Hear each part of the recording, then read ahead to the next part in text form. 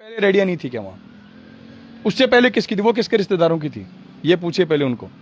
क्या अनर्गल आरोप, मतलब एक पॉलिटिकल आदमी। विजन है, झटपट आ रहे हैं, जैसे बिना पानी की मछली तड़पड़ाती है, ऐसे उनकी हालत हो गई। लेकिन आप उन 5 से 10 हजार जानवरों को मारने का काम तो मत कीजिए। राम राज की बातें करते हो, भगवान की बातें करते हो, गाय कि कुछ जिन ठेले वालों को वहां से हटाया गया है वो उनके रिश्तेदार लोग हैं, 99% लोग। अब नहीं देना चाहते, बातों को घुमा रहे हैं। अरे भाई रेडिया तेरे रिश्तेदारों को लगा दे ले जाके, मैं कब मना कर रहा हूँ? सारे रिश्तेदारों को बुला ली सबकी, चलो अच्छी बात है भाई। मेरे तो बेचारे को गरीब रिश्तेदार में रेडी लगा के अपना पेट पालन कर देंगे, वो भी अपने रिश्तेदारों को बुला लो, उनके लगवा दो, उनके हटवा दी, कोई बात है। अब उनको तकलीफ ये है कि अपने रिश्तेदारों को बिठाना चाहते हैं, ऐसा बिल्कुल संभव नहीं है। मैं आपके इस चैनल के माध्यम से कहना चाहता हूं कि बहुत जल्दी हम जितने हमारे कुलदीप धनखड़ जी और मेरे गांव में सिर्फ 10 किलोमीटर का डिस्टेंस है। वो हाईवे के इधर रहते हैं, मैं हाईवे के उधर रहता हूँ। पहले तो आप दोबारा जाकर के मेरे कहने से प्लीज एक बार जाना, उनको ये पूछना विराटनगर विधानसभा में इंदिरा गुर्जर की रिश्तेदारी कितनी है। आपको ये पता होना चाहिए कि विराटनगर विधानसभा में मेरी एक भी रिश्तेदारी नहीं है, सिंगल, जिसको कहते हैं ना सिंगल। और दूसरी बात, चलो मान लिया अगर कोई रिश्तेदार है तो उसका व्यापार करना गुनाह है क्या? अरे वो बेचारे थड़ी तो लगा रहे हैं, कोई फैक्ट्री थोड़ी चला रहे हैं वहां। पहले बात तो मेरी को डायरेक्ट रिश्तेदारी, समाज में सभी रिश्तेदार हैं आपस में। मुझे बताओ थड़ी लगाना गुनाह है क्या? वो उस मुद्दे को डाइवर्ट कर रहे हैं। आप पहले मुद्दे को समझिए, एक्चुअल मुद्दा क्या है। संजय वन को इन्होंने अटल वन घोषित किया, उसके 13 करोड़ रुपए ये करे भाई हम लोगों ने बजट घोषणा करी, अच्छी बात है, हम उसका स्वागत करते हैं अच्छे काम के लिए। लेकिन उन्होंने क्या किया, संजय वन डेवलप तभी होगा जब वहां से वो करे भाई बंदर हटेंगे।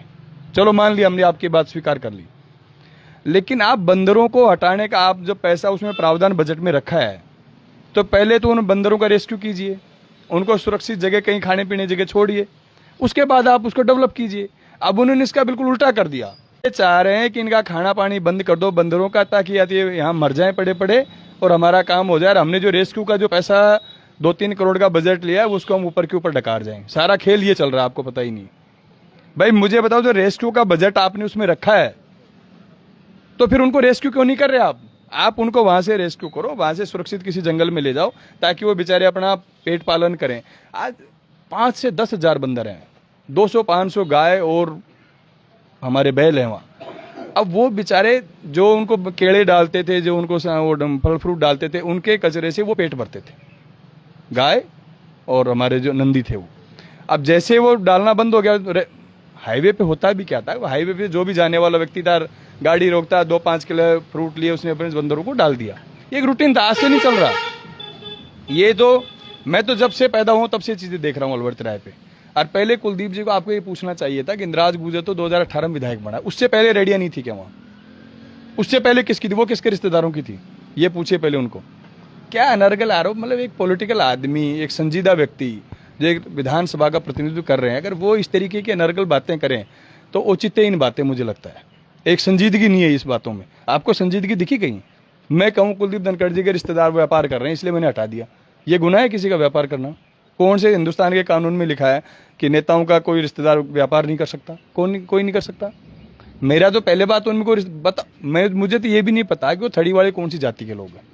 उन्होंने टारगेट किया है कि भाई वो मेरी समाज के लोग, इसलिए मैंने उनको हटा दिया। इसका हम लोग पॉलिटिकल द्वेष रखते हैं। मुझे एक चीज बताओ, जो मैं कह रहा हूँ, राजनीति करना गुनाह है क्या? किसने कहा? फिर वो राजनीति क्यों कर रहे हैं? अगर राजनीति वो है, चलो उनकी बात मान ली मैंने कि राजनीति करते तो गुनाह है क्या राजनीति करना?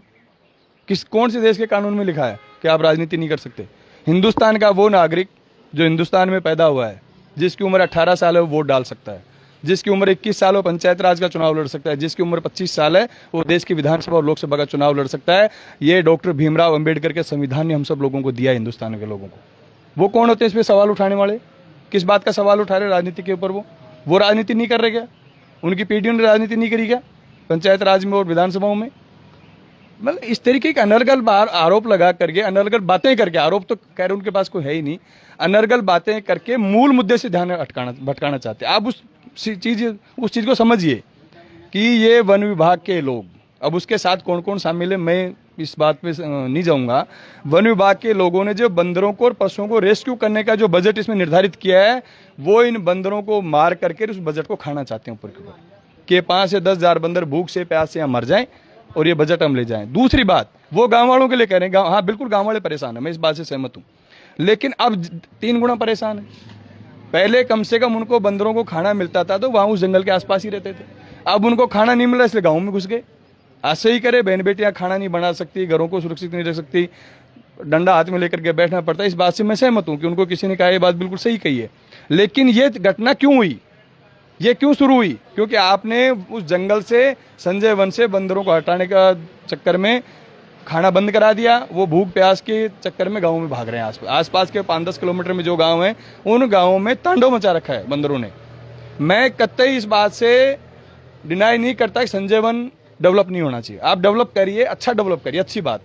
हो सकता है हम नहीं कर पाए, आप कर रहे हैं उस काम को, अच्छी बात, लेकिन आप उन 5 से 10 हजार जानवरों को मारने का काम तो मत कीजिए। राम राज की बातें करते हो, भगवान की बातें करते हो, गाय के नाम पे वोट मांगते हो, और उन गायों को, बैलों को मरने के लिए छोड़ दिया आप, नंदियों को। उन 5 से 10 हजार बंदरों को जो बजरंगबली के वंशज हैं, उनको मरने के लिए छोड़ दिया आप सुबह से शाम। अरे राम के भगत तो सबसे बड़े बजरंगबली थे, और आप उनको मारने के लिए उतारू हो गए। कितने बंदर मरे पड़े आप देखे होगा जाकर के, भूख प्यास से व्याकुल।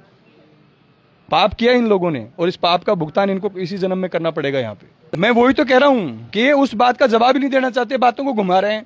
अरे भाई रेडिया तेरे रिश्तेदारों को लगा दे ले जाके, मैं कब मना कर रहा हूँ?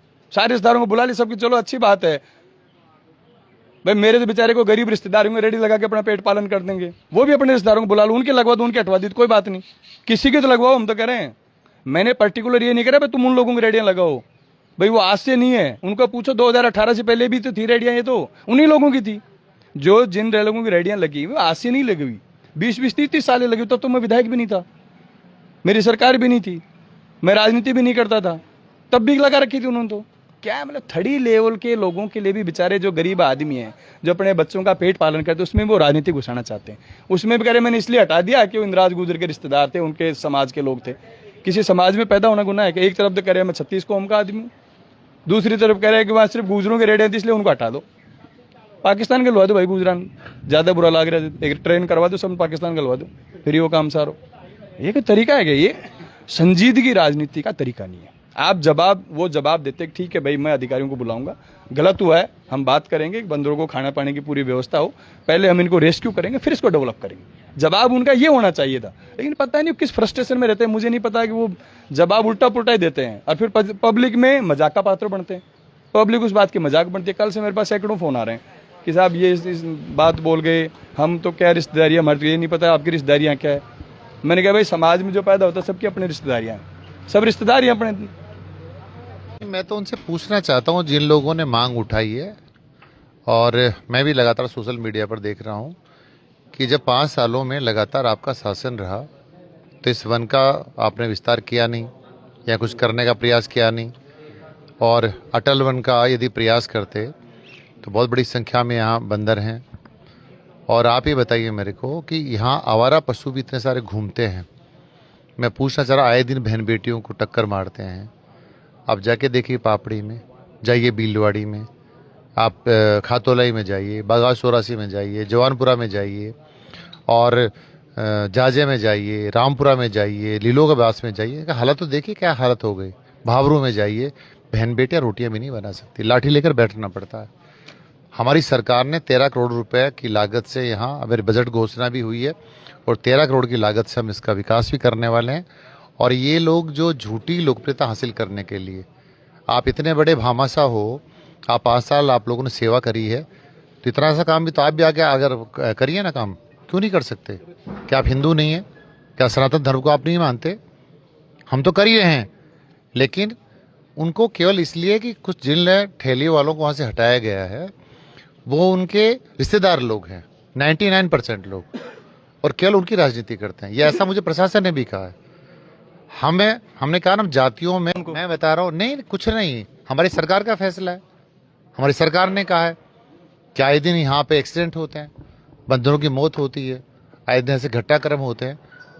और जो मैं तो उनसे पूछना चाहता हूँ, जिस संजय वन के नाम से इस वन का पहले निर्माण किया गया था, तो कौन सी पार्टी के नेता थे? आप लोगों ने क्या करा? कितने साल राजस्थान में राज में रहे? आपने इस विकास चिंता कभी की नहीं। और जब हम विकास की चिंता करने लगे, 13 करोड़ रुपये हमारी सरकार ने दिया है, तो इनको तकलीफ होती है। मैं खुलकर कहना चाहता हूँ कांग्रेस अपनी हार को नहीं पचा पा रही। इस कारण से उनके ना तो उनके पास कोई मुद्दे हैं ना उनका विजन है, झटपट आ रहे हैं। जैसे बिना पानी की मछली तड़पड़ाती है, ऐसे उनकी हालत हो गई है। और ये विषय आप कहते हैं ना सोशल मीडिया, क्या आप बात भी तो कर सकते हो। मैं तो बात स्वयं ही करता था पहले इन लोगों से, कोई समस्या होती थी तो मैं तो एमएलए को भी फोन करता था, मैं एमपी को फोन भी करता था कि इसका क्या समाधान हो सकता है। अब उनको तकलीफ ये है कि अपने रिश्तेदारों को बिठाना चाहते हैं, ऐसा बिल्कुल संभव नहीं है। देखिए हमने अधिकारियों को इस पर बता भी दिया, पानी मिल रहा है उनको, ऑलरेडी पानी मिल रहा है, लोग आते भी हैं, लोग वहाँ पर डालकर भी जाते हैं, फ्रूट डाल के जाते हैं, केला डाल के जाते हैं, अन्य सामान डाल के जाते हैं, जो अंदर डाल के जाते हैं वो चार दीवारी के भीतर। लेकिन मैं आपके इस चैनल के माध्यम से कहना चाहता हूँ कि बहुत जल्दी हम जितने हमारे आवारा पशु हैं, जितने भी हैं, उन सबको हम हमारा जो है फॉरेस्ट डिपार्टमेंट, उनको बहुत जल्दी रेस्क्यू करके इनको हम कहीं छोड़ेंगे अच्छे स्थान पे जहाँ हरा भरा इलाका होगा। और साथ पे जो बजरंगबली, ये बार बार मैं देख रहा सोशल मीडिया पे देखता हूँ, जब अपना काम करना होता है, अपने रिश्तेदारों को काम दिलाना होता है, अपने सगे संबंधियों को जोड़ना होता है, तब इनको राम याद आता है। तो राम की बात तो इन लोगों ने कभी करी नहीं। और राम की इतनी चिंता करने वाले लोग हैं भी तो आगे तो आते, आगे जाके बैठ जाते कि साहब मैं मेरी तरफ से 5 क्विंटल केला डाल रहा हूँ। ये झूठी राजनीति करने से काम नहीं चलता। लेकिन मैं भरोसा देता हूँ इनका पानी का, खाने पीने का प्रबंध मेरी सरकार करेगी, मैं करूँगा।